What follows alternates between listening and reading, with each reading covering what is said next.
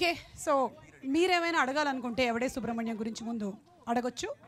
చెప్పాలనుకునే వాళ్ళు ఎవరైనా చెప్తారు, లేదంటే మేమేమైనా అడుగుతాం మిమ్మల్ని.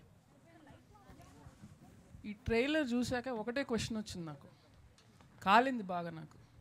ఎవడి డైరెక్టర్ అసలు? అంటే ఫస్ట్ సినిమాతోని ట్రైలర్తో మమ్మల్ని బెదిరించాలి. అసలు నేను క్రిష్ ఇక్కడ ఉండాలా ఏంటి అసలు పరిస్థితి? అంటే ఫస్ట్ సినిమా కొంచెం యావరేజ్గా తీసి నెక్స్ట్ సినిమాని అలాగ ఫ్లాప్ ఇచ్చి మూడో సినిమాకి మళ్ళీ కొంచెం స్ట్రగుల్ అవుతూ రికవర్ అయ్యి, అంతే అందరం రాజమౌళి గారు అవ్వలేం కదా, అవ్వకూడదు. సో ఇది ఉంటే మేమందరం పర్వాలేదు మేనేజ్ అయిపోతాం. అంటే ఇప్పుడు ఏంటి, నేను ఒరియా భోజ్పూరి సినిమాలు తీయాలి ఏంటి పరిస్థితి? ఎవడి డైరెక్టర్ అసలు?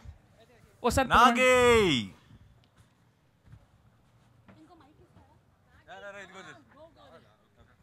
డైరెక్టర్ పాపం హైడింగ్ లో ఉన్నారు. ఇతనే డైరెక్టర్. మీ నంబర్ నాకు తెలుసు, బట్ ఇతనే. Oh, this is Nag Ashwin. చెప్పండి, మీరేం అడగాలనుకుంటున్నారు?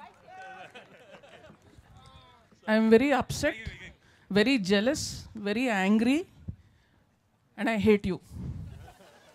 I love your film but I hate you. I will always hate you. And నా ఫ్యాన్స్ ఎవరైనా ఇంకా ఉంటే జబర్దస్త్ తర్వాత దయచేసి ఈ సినిమా చూడకండి. ట్రైలర్ మాత్రం చూసి చప్పట్లు కొట్టండి సైలెంట్గా.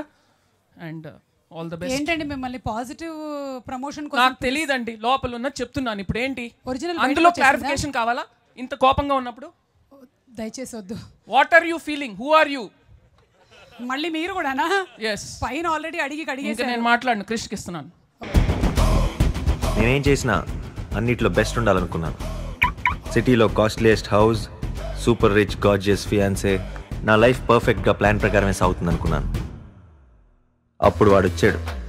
వాడే నా ఫ్రెండ్ రిషి.